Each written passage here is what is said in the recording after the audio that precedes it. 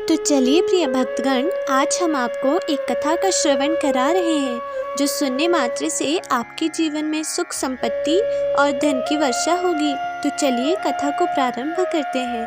अगर आप यह कहानी सुन रहे हैं तो पूरा सुनिए। इस कथा को आधा अधूरा छोड़कर जाने की गलती मत करिएगा, क्योंकि इस पवित्र कथा को पूरा सुनने से मनचाहा फल की प्राप्ति होगी। इसलिए इस कथा को पूरा सुने।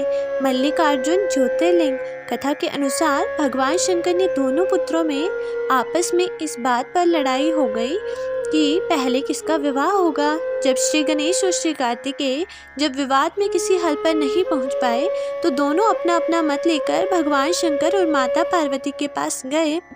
अपने दोनों पुत्रों को इस प्रकार लड़ता देख पहले माता पिता ने दोनों को समझाने की कोशिश की, परंतु जब वे किसी भी प्रकार से गणेश और कार्तिकेय को समझाने में सफल नहीं हुए तो उन्होंने दोनों के सामने एक शर्त रखी। दोनों से कहा कि आप दोनों में से जो भी पृथ्वी का पूरा चक्कर सबसे पहले लगाने में सफल रहेगा उसी का सबसे पहले विवाह कर दिया जाएगा। विवाह की यह शर्त सुनकर दोनों को बहुत प्रसन्नता हुई। कार्तिकेय का वाहन क्योंकि मयूर है, इसलिए वे तो शीघ्र ही अपने वाहन पर सवार होकर इस कार्य को पूरा करने के लिए चल दिए, परंतु समस्या श्री गणेश के सामने आई। उनका वाहन मूषक है और मूषक मंद गति जीव है। अपने वाहन की गति का विचार आते ही श्री गणेश समझ गए कि वे इस प्रतियोगिता में इस वाहन से नहीं जीत सकते। श्री गणेश हैं चतुर्बुद्धि, तभी तो उन्हें बुद्धि के देव कहा स्थान प्राप्त है। बस उन्होंने क्या किया, उन्होंने प्रतियोगिता जीतने का एक मध्य मार्ग निकाला और शास्त्रों का अनुसरण करते हुए अपने माता पिता की प्रदक्षिणा करनी प्रारंभ कर दी। शास्त्रों के अनुसार माता पिता भी पृथ्वी के समान होते हैं। माता पिता उनकी बुद्धि की चतुरता को समझ गए और उन्होंने भी श्री गणेश को कामना पूरी होने का आशीर्वाद दे दिया।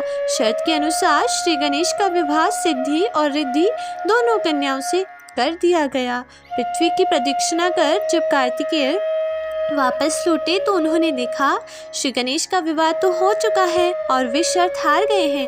श्री गणेश की बुद्धिमानी से कार्तिकेय नाराज होकर श्री शैल पर्वत पर चले गए। श्री शैल पर माता पार्वती पुत्र कार्तिकेय को समझाने के लिए गई और शंकर भगवान भी यहाँ ज्योतिर्लिंग के रूप में अपने पुत्र से आग्रह करने के लिए पहुँच गए। उसी समय श्री शैल पर्वत पर मल्लिकार्जुन ज्योतिर्लिंग की स्थापना हुई और इस पर्वत पर शिव का पूजन करना पुण्यकारी हो गया। श्री मल्लिकार्जुन मंदिर निर्माण की कथा इस पौराणिक कथा के अलावा भी श्री मल्लिकार्जुन ज्योतिर्लिंग के संबंध में एक किंवदंती भी प्रसिद्ध है। किंवदंती के अनुसार एक समय की बात है, श्री शैल पर्वत के निकट एक राजा था जिसका नाम चंद्रगुप्त था। उस राजा की एक कन्या थी। वह कन्या अपनी किसी मनोकामना की पूर्ति हेतु महलों को छोड़कर श्री शैल पर्वत पर स्थित एक आश्रम में रह रही थी। उस कन्या के पास एक सुंदर गाय थी। प्रति रात्रि जब कन्या सो जाती थी तो उसकी गाय का दूध को दुह कर ले जाता था। एक रात्रि कन्या सोई नहीं और जागकर चोर को पकड़ने का प्रयास करने लगी। रात्रि हुई, चोर आया। कन्या चोर को पकड़ने के लिए उसके पीछे भागी, परंतु कुछ दूरी पर जाने पर उसे केवल वहां शिवलिंग ही मिला। कन्या ने उसी समय उस शिवलिंग पर श्री मल्लिकार्जुन मंदिर का निर्माण कार्य कराया। प्रत्येक वर्ष यहाँ शिवरात्रि के अवसर पर एक विशाल मेले का आयोजित किया जाता है। वही स्थान आज श्री मल्लिकार्जुन ज्योतिर्लिंग के नाम से प्रसिद्ध है। इस ज्योतिर्लिंग के दर्शन करने से भक्तों की इच्छा की पूर्ति होती है और वह व्यक्ति इस लोक में सभी भोग भोग कर अन्य लोक में भी श्री विष्णु धाम जाता है। तो कमेंट सेक्शन में मल्लिकार्जुन भगवान की जय।